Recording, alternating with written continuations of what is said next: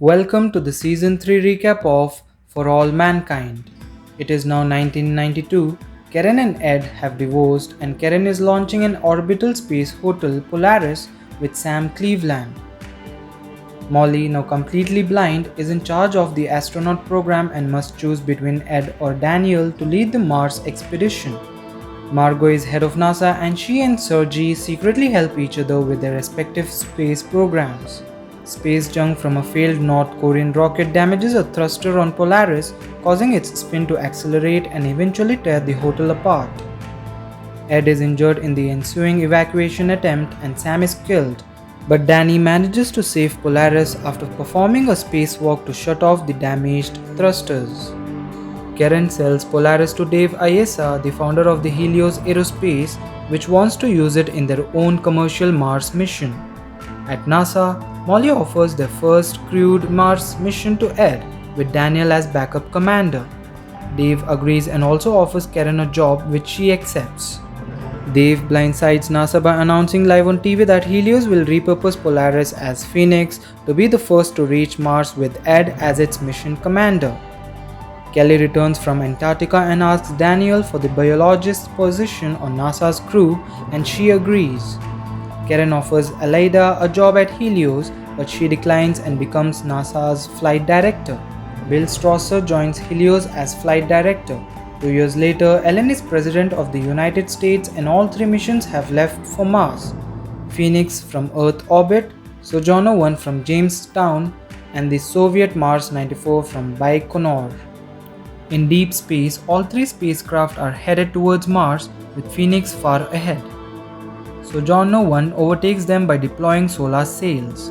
On Earth, Dave is furious and insists first place is the only thing that matters, pressuring his staff to find a way for Phoenix to make it to Mars first. Ed insists on helping but is overruled by Dave, who locks the crew out of the ship's controls, forcing NASA to mount a rescue. During the rendezvous, a Mars 94 fuel tank bursts, propelling it towards Sojourner. 2 astronauts and 1 cosmonaut are killed as Sojourner attempts to pull away. The Sojourner and Mars 94 crews bury their dead comrades in space. Sergey has been tortured in a KGB prison, but Margot gets him to Houston in return for giving the Russians some of Sojourner's mission resources. Phoenix attempts to land one of its skiffs, but Ed aborts the landing due to poor visibility. Daniel successfully lands Sojourner on Mars. Daniel and the Soviet commander, Kuznetsov, wrestle each other to be first on Mars and appear to fall on the Mars surface together simultaneously. The Soviets and Americans are uneasily sharing the American Happy Valley base. The Helios team has also landed and they have their own base. Although the rough landing left Sojourner 1 unable to fly again, all three crews will be returning to Earth on the Phoenix. Sergey tips off Margot that they have found the water on Mars.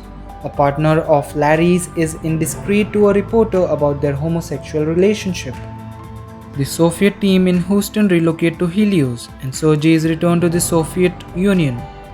Larry lies under oath about his affair with a congressional aide and tells Ellen that Pam left her because of her career. On Helios base, the teams prepare to drill even though Kelly insists the core samples have not been fully checked for microbial life. Jimmy and Sunny steal a NASA access card, which Sunny and her friends later use to steal the statue of Gordo and Tracy. Ellen later visits Pam. Danny turns off the communications with the drilling team, which results in injuries to Ed, Isabel, and the collapse of the cliff above Helios base. Alexei and Luisa Mueller escape on foot to Happy Valley. Ellen tells Pam she is the love of her life. Nick Corrado and Isabel Castillo have both been killed. Taylor and Baranov set the charges and Ed and Danny are rescued. Alexei has a subdural hematoma and dies despite getting a blood transfusion from Kelly. During the transfusion, Mayakovsky realizes Kelly is pregnant. 5 months later, the survivors at Happy Valley are repairing the MSAM and making the fuel to return to Phoenix. To forestall the political crisis created by Larry and her potential impeachment, Ellen reveals she is lesbian in a press conference. Kelly collapses from pre-eclampsia. Daniel and Kuznetsov discover an armed North Korean astronaut at the probe site who threatens them. A flashback shows the North Korean capsule crash landing on Mars on February 8, 1995, killing one of crew member. The sole survivor, Lee Jung-gil, is officially the first man on Mars but is unable to make contact with Earth and is running out of supplies when Daniel and Kuznetsov find him. Molly is hailed as a hero after helping people evacuate the center despite her blindness, and the JSC is renamed the Molly Cobb Space Center. Sergei is seen living in suburban America in 1995, while Margot is later shown living in the Soviet Union in 2003. Thank you for watching the recap, and if you liked it, then please give a thumbs up and subscribe to our channel.